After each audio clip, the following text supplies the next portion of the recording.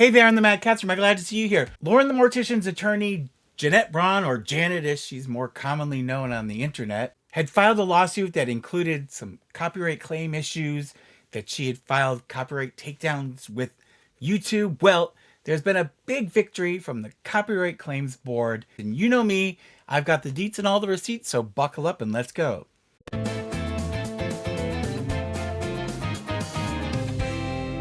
So I am here with Sybil the Enforcer, who's waiting to go to bed. And Sybil says, please like and subscribe. And I don't know if you see, I've got a series of cat shirts. And so I'm going to be wearing a different one in each video. Anyway, so last month I had done a video about the lawsuit from Lauren the Mortician and Jeanette Braun, or Janet, against the girlies, which includes Lily Marston and Jessica Vasquez, and how the court had dismissed most of the claims that Janet and Lauren had brought against the girlies. One of the things that ignited all that stuff that brought about that lawsuit was the fact that the girlies had talked about how Janet was filing copyright claims against people, both for herself and for her clients, against influencers who had posted videos on YouTube about her, about her clients. And YouTube had denied those claims, and so Janet wasn't very happy. So she took the matter to the Copyright Claims Board, which is sort of like a small claims court for copyright issues. And I did actually a video at, God, I think it's got to be at least 2 years ago now. When this board first came into being, I had done a video talking about, fair use and the things that people could do to fight back. And one of the things I talked about was the new Copyright Claims Board and the procedure that you could go through and how easy it was to actually fight back. Well, Janet made the mistake of filing her claim with the Copyright Claims Board, and it's now coming bitten her in the behind because she's lost and Jessica Vasquez and Lily Marston have won. Basically, the Copyright Claims Board has said, the girlies are right. Your copyright claims are bogus, and we're going to dismiss them with prejudice. So let's just talk briefly about what was determined by the Copyright Claims Board. And this is a good thing for other influencers to take note of, because we see this issue come up all the time on YouTube where people don't like the fact that you're using fair use and using clips of their videos. So they falsely file copyright claims against these influencers. A lot of times people don't fight back and they just either delete the portion of the video or take the video down because they don't want to deal with fighting. This is a good example of why, if this Copyright Claims Board survives the current nonsense going on in Washington, you should fight back. And it's easy and inexpensive to do because there's a lot of abuse of the copyright claim system. Anyway, so I'm not going to go through the whole procedural history, but basically it says the matter has been fully submitted by the parties for the reasons that follow. The Copyright Claims Board finds in favor of respondents Jessica Vasquez and Lily Marston and dismisses the claim against respondents with prejudice. In the procedural history, I'm just going to touch briefly on. I'm not going to go through all of this, but the claim was filed on December 11, 2023 by Braun IP Law, which is Janet's law firm. The board found the claim compliant and directed Braun to serve respondents. So they were served, and there was back and forth of pleadings with Lily and Jesse filing their responses, and then there was discovery. Both parties filed different exhibits, and they basically filed their positions, and the girlies basically arguing that it was fair use and that there was no claim for copyright infringement that Janet could pursue. And so now this is what the Copyright Claims Board has to say about that. Oh, hey, what? Sorry, I'm just using my amazing Raycon earbuds, the sponsor of today's video. And let me tell you, these things are amazing. The sound quality is amazing. I've stopped using my high-end earbuds that I had bought for my phone because these things just have more features and they're much more comfortable. They also come in different colors, which, you're used to just seeing earbuds in black or in white. I got blue because that's my favorite color. But what's even cooler is you can get these case covers that will give you a personalized appearance for your personality. You can express yourself that way. But they have active noise cancellation, which is amazing. My other earbuds don't have that. And that means that when I've been working all day, I've been in court all day, I come home, I want to relax. I can put in the earbuds. The active noise cancellation's in effect. I don't hear a thing around me. I can chill out. It also has multi-point connection. I can connect to my phone and my laptop at the same time, which is amazing. They also can be put into awareness mode. So say you're watching the kids and you need to be able to hear what's going on. You can put them in awareness mode and you will be able to hear the background noise. That's amazing. But what else is fantastic is these things have a 32-hour charge. And if they get down low or if they run out of battery, if you plug them in and charge them for 10 minutes, you get 90% battery level. That is just unbelievable. And the sound quality, it's got very pure sound. It's got bass boost. I'm very, very happy with the quality of the sound. You know, I use it to listen to music or I use it to listen to audiobooks. They have a very streamlined design and they're very, very comfortable. I can't believe how comfortable they are. My ears don't hurt when I've had them in for a long time like they do with my other earbuds. What's also great is they're sweat and water resistant and they're also dust proof. And say you go for a jog and you're sweating, you don't have to worry. Or if you accidentally left them out on the patio in the rain, or even if they accidentally went through the wash in your pocket, they're built to take it. So that's amazing as well. The best part, I'd say for the last, is that they are very affordable compared to what I paid for the earbuds I was using before. You get one pair of Raycon everyday wireless earbuds. You get 5 pairs of the silicone tips so you can find the perfect comfort for your ear. And you get a charging cable for on-the-go charging. And best of all, right now, for my viewers, they're giving a 20% discount off of their already affordable price, if you can believe it. Go to buyraycon.com/MadCatster and get your 20% discount off the best-selling everyday earbuds. There's a QR code you can scan that will take you to the site. And of course, the link will be in the description of the video. Not only are Raycon's earbuds half the price of other premium brands, but if for some reason you're not happy, they have a 30-day money-back happiness guarantee. And I think you should try them because you will love them as well. Briefly, the factual history. The facts relevant to this final determination are largely uncontested. Braun IP states, and respondents do not dispute, that Braun IP is the copyright owner of a video of an approximately 8-minute and 40-second long video titled Becca Day False Accusations. And that's what they're calling the work. This is the video that Janet is saying that was improperly used in violation of her copyright. The work was first published by Braun IP on November 29, 2023, and was registered by the U.S. Copyright Office as a motion picture with an effective, which that just seems like an extreme effort to go to for a short video. I think Janet was doing that so that she could go after people that used it.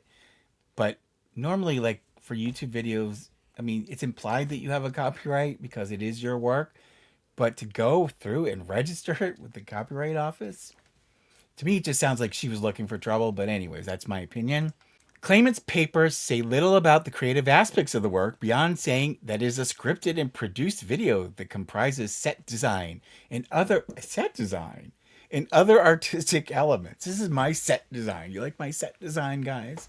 The work itself, however, makes it relatively clear what it is. A review of the work establishes that Braun IP, or Jeanette Braun of Braun IP, the papers state that Braun created the video on behalf of Braun IP, was involved in an online dispute with a woman named Becca Day. Braun is an attorney who has filed takedown notices on behalf of clients to get material removed from online service providers, for instance, YouTube.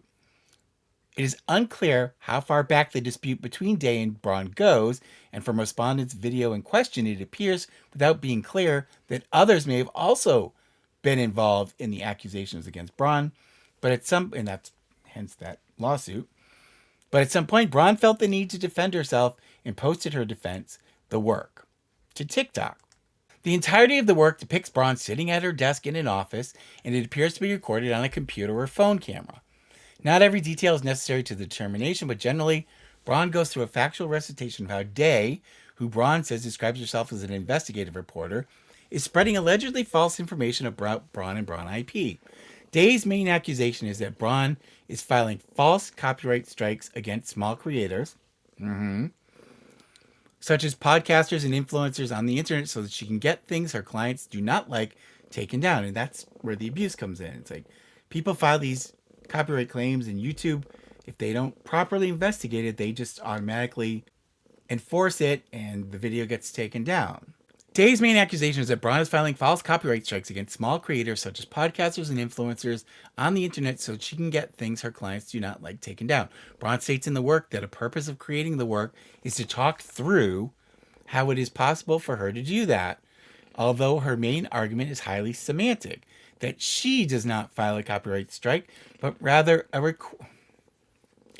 request for a strike, and the online service provider performs the strike.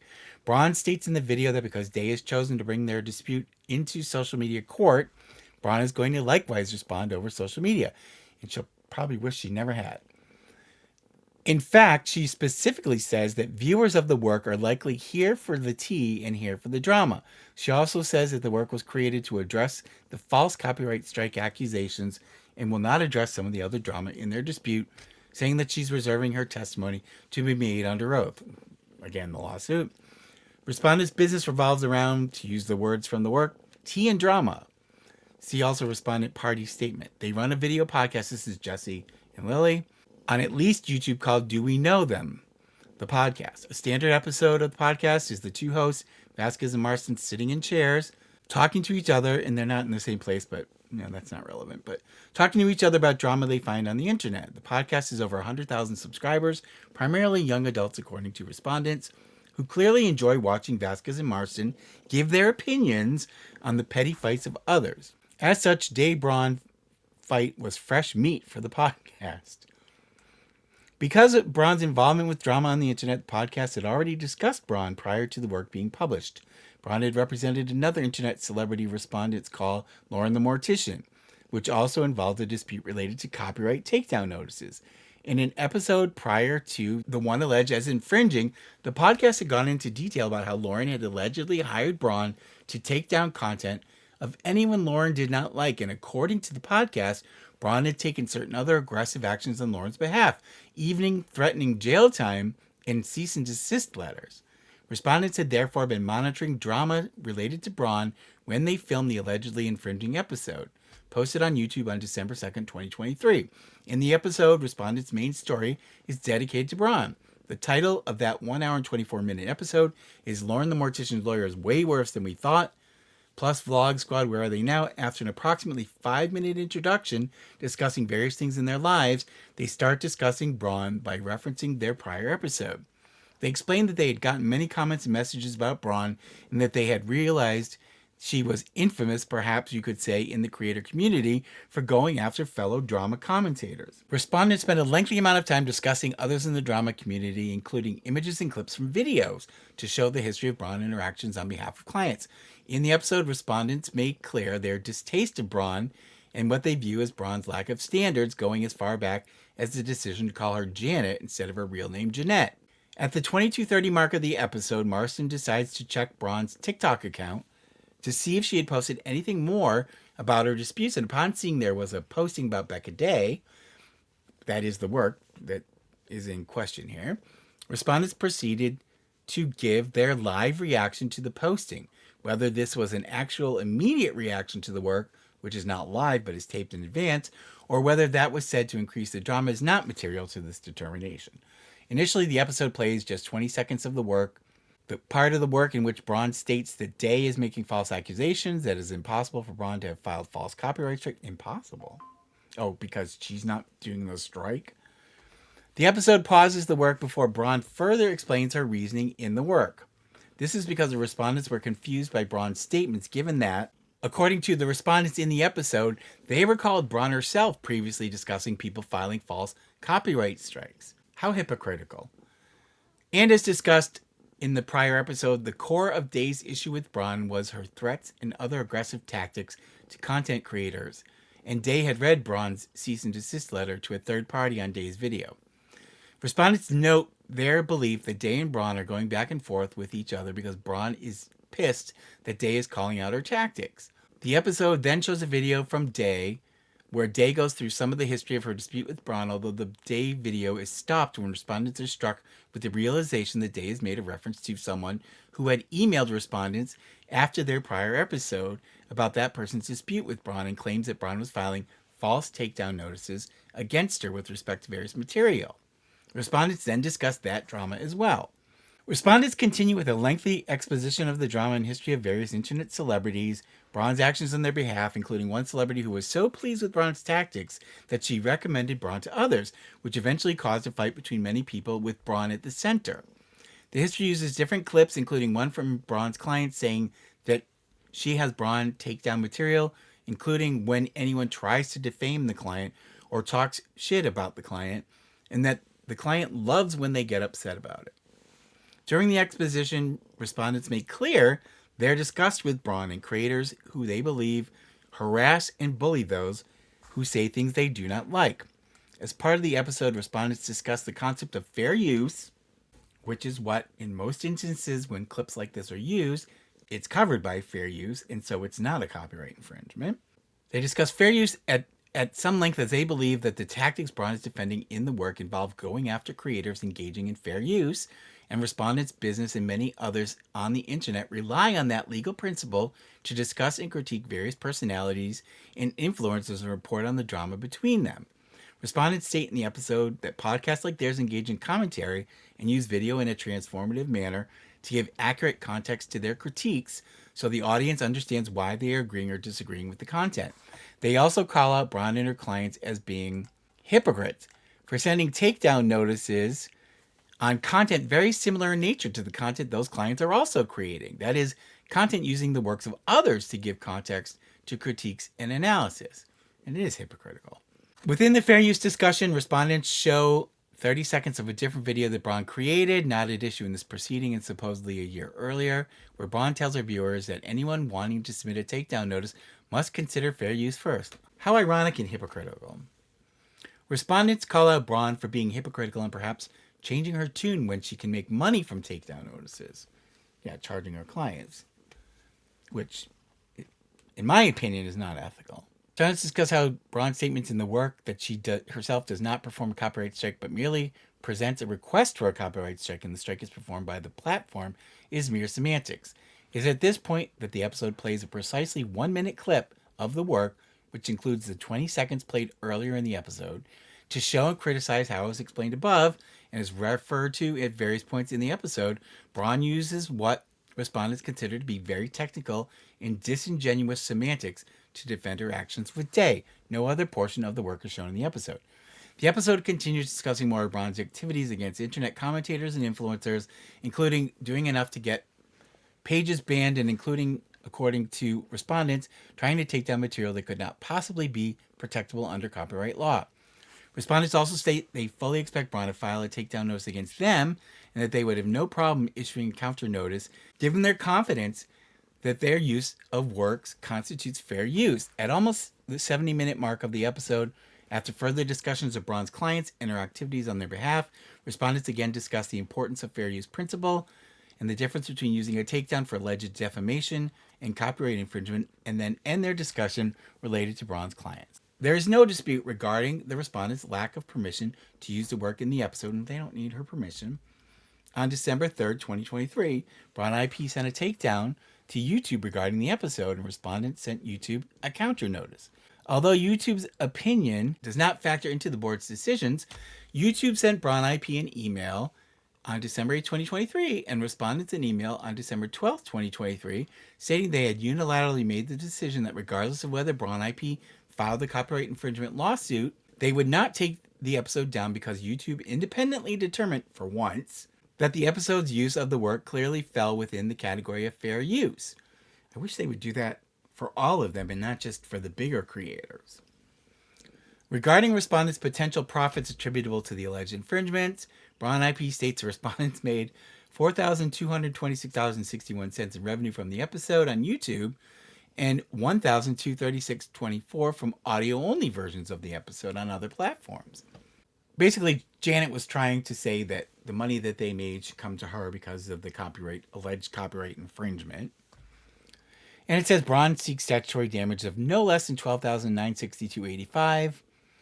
Defenses. This is where they talk about fair use versus actual copyright infringement. And this is the really important part. To succeed on a claim for copyright infringement, a claimant must establish ownership of valid copyright and copying of constituent elements of the work that are original. Respondents do not contest Braun IP's ownership of the work, nor do they contest that they copied constituent elements of the work, which is clearly evidenced by a comparison of the works at issue. However, respondents claim that their use of the work qualifies for the fair use defense. As a proponent of the affirmative defense of fair use, respondents have the burden of proof on the issue. 4 non-exclusive factors are considered when analyzing a fair use defense: the purpose and character of the use, including whether such use is of commercial nature or is for nonprofit educational purposes, the nature of the copyrighted work, the amount and substantiality of the portion used in relation to the copyrighted work as a whole, and the effect of the use upon the potential market for or value of the copyrighted work. Based on the evidence in the record, the weight of the factors overwhelmingly favors finding fair use. And they talk about how the respondents used the 1 minute clip to accurately report on the story they were discussing and to allow their viewers to understand the context of the story and their critiques. And Braun suggests the clip was used for its original purpose, which was to provide Jeanette Braun's and Braun IP Law's side of the online dispute between her and another online content creator. However, respondents' use was literally for the opposite purpose, namely to give reasons why Braun's side of the story did not hold water. To do that, respondents needed to present Braun's reasoning, and they used no more of her content than was reasonable to critique it. There's no doubt that this use falls into the category of criticism and commentary explicitly set forth in 17 U.S. Code 107. To be clear, while respondents could be accused of insulting and belittling Braun, the episode is far more than that. It is a lengthy and comprehensive history review, criticism, and dismantling of the arguments presented by Braun in the 1 minute clip of the work shown in the episode. Many courts have found that copyright of a work in the context of commentary and criticism on the subject within the work, or the use of the work to enhance a movie or video discussing the subject of the work, qualifies for fair use defense, and at the very least is strongly tilts the first factor analysis towards a defendant. And then they go on to talk about cases involving alleged copyright infringements, and in the various cases how what was being claimed as a copyright infringement was actually fair use. We don't need to go through all of that. As to the second factor, there is some question as to whether the work is creative in nature. The work was not created for entertainment purposes, but rather for Braun to go through the factual history of her dispute with Day and her position related to that dispute. Courts have found that when the original work is informational in nature, more leeway is given towards the finding of fair use. And then they cite to this one case that's very relevant. It's podcasts discussing current events, popular culture, and their lives found to fall closer to the factual end of the copyright spectrum than the creative end. However, even assuming the board view this as a creative work, the weight of this factor is almost negligible when the use of the creative work is for a clear, transformative purpose, such as criticism or commentary. Finally, as to factor 4, there is no meaningful evidence that the use of the work affected the market or value of the work. Market or value? It's not like it's a movie people are going to rent. You know, she posted a video just like all of us who create these videos do. And its shelf life is, you know, in terms of making any kind of money, is very short, you know. So she made her money. There's no way that Lily Marson and Jessica Vasquez somehow deprived Jeanette Braun of more revenue than she had already gotten. That's just ridiculous. To suggest that respondents' use interfered with Braun IP Law's ability to monetize the work on online platforms, claimant states that both parties operate within the same online content market. Whoopee. Claimant even appears to argue that because other Braun IP videos discuss legal issues on the internet, including issues related to her firm, Braun IP's typical videos can also be classified as internet drama. Drama? I don't know. That argument also lacks any credibility. Claimant is a law firm. While Claimant may also post content online and get paid by TikTok, depending on Braun's viewership, there's no evidence that Claimant's typical genre is internet drama, or that the work did not greatly deviate from Braun's typical posts, which are legal in nature to promote Braun IP's business. So basically, she's discussing, you know, legal matters that are relevant to her clients. She's not talking about internet drama between different personalities. The one prior clip Claimant created on fair use that was also shown in the episode supports the notion that Claimant's typical videos predictably are aimed at a discussion of copyright law generally. While it's true that a copyright owner can be harmed by not being allowed to decide who gets to use or not use their work, there is no rational argument here that Claimant and respondents were competitors, or that the use of a small portion of the work to criticize Braun in her position in the Day-Braun dispute would have replaced Braun's market for the work, to the extent one existed, and thus acted as a substitute for the original. It wasn't depriving Jeanette Braun of any kind of revenue. They basically cite to this one case where it was found that there was no danger that a critical work will usurp the market for the original work, or that the markets would be the same. Braun IP submits 2 sample licenses for prior works of hers, showing there may be some market for licensing some of her works. But really, licensing her talking about Becca Day, how much life could that possibly have? It's like a one-off thing, basically. No one's going to want to see that like months from now. Who's going to pay to license that crap? But as mentioned previously, the work appears to be far different than Braun IP's other videos, and there's no evidence that there is any market for the licensing of short clips from the work or licensing for critiques of Braun IP's works. Because fair use always results in some loss of royalty revenue, however, we consider only the challenge use's impact on potential licensing revenues for traditional, reasonable, or likely to be developed markets. Same principle, and also saying that copyright owners cannot preempt exploitation of transformative markets, regardless of whether there may be a loss of license fees. And I seriously doubt it affected her revenue. People didn't watch Lily and Jesse talking about this and showing that short clip and go, oh, now I don't need to bother to go watch Jeanette Braun's video because I've got everything I need here. It's just a short clip. In sum, the weight of fair use factors clearly favors fair use in this case. Accordingly, the board dismisses the claim against respondents with prejudice, which means Janet can't bring this claim again using this particular instance in the same set of facts. So, in conclusion, the board dismisses the claim against Jessica Vasquez and Lily Marston with prejudice. So, there you go. Even though Jesse and Lily didn't file this with the copyright board, it's obviously their win, but it's a win for other people who get affected by the abuse of the copyright system, where people just, the Ace family filed one against me for a very short clip I used of Austin McBroom's last fight, which basically ended his short boxing career. But that's one example of what happens all the time. People just don't like the fact that you used a little bit of their video to talk about it. And if you're saying negative things about them, they get all bent out of shape and then they file a claim and YouTube will take the video down. And if there isn't some kind of independent determination made, usually it ends up hurting the creator whose video got taken down. So I'm glad to see this. Hopefully this will give people the incentive to fight back more when this crap happens. Let me know what you think down in the comments below. Thank you so much, you guys. I've got a couple people to thank from the Amazon wishlist.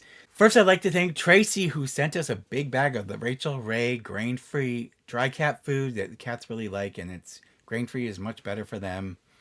And they love this stuff. So thank you so much, Tracy, for that. We really appreciate it. Food, we go through a lot of food in this house.